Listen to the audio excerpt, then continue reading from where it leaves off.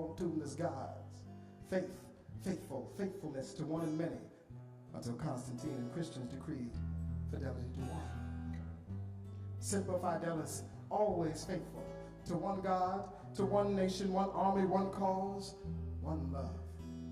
'Tis easier for menfolk to hold fast, to be always faithful through blood, guts, battle, and gore, than to be faith-filled through the war of roses.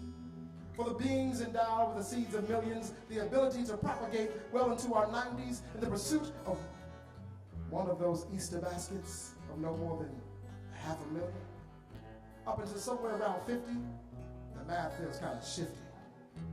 With such a load, much pun intended, comes the drive and desire to match. Even when the millions seated are in pursuit of their fellow fellas, the well of Fidelis can be shallow. Will the drive always steer the captain, or will the captain ever master the desire to conquer, to crush? Never can we be monogamous, or at least honest. Semper Fidelis, or Semper Infidel. You can't have it all, young blood, so don't waste finite time and energy trying. Uncle Ruben's wisdom when I started Harvard University, when I was struck by the myriad shades of black femininity, when the male to female ratio was 2:8, when I was young, dumb, and full of myself. She knew me then. I pay her not to tell the stories. But now, at 40 plus, on the great hunger to have them all, to have as many women as my body time could manage, I mismanaged, damaged hearts and souls, theirs and mine. Why? What for? The biological imperative to procreate, the primal human impetus, the perennial push that enabled all of us to inhabit this room, this time's space. Is that the subconscious core? Fidelity to which all living kind must keep if they seek to endure, for life's longing for itself, quote unquote, or for just the sweet pleasure of it all. Maybe so.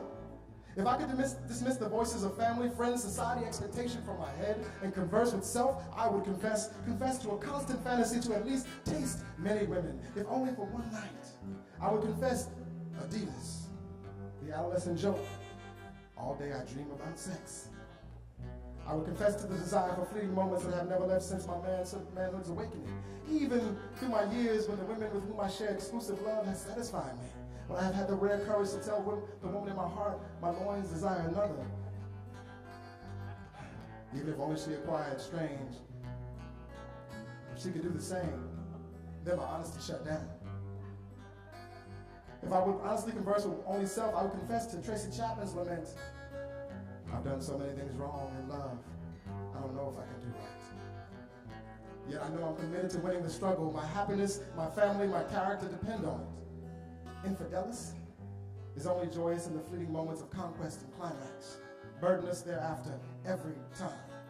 But like the poster child for insanity, me and my brethren, we have repeatedly tried the same thing over and over again, expecting different results. Libido is literally a beast. Taming it is a lot of the eternal life of man. Time to try something new. The grandest gift that we have to combat, manage, befriend our manhood is what no other fly, fish, fowl, or mammal has the most defining gift. Of humankind, we have the gift of choice. I choose to faithfully speak my truth no longer with apology, nor resentment towards those who disagree. It is choice I seek to exercise and extend. If the choice is me and her only, or us always, both bear enormous challenges and more histories of failure than success, to whichever I choose. So, I'm gonna be so faithful to the end. Semper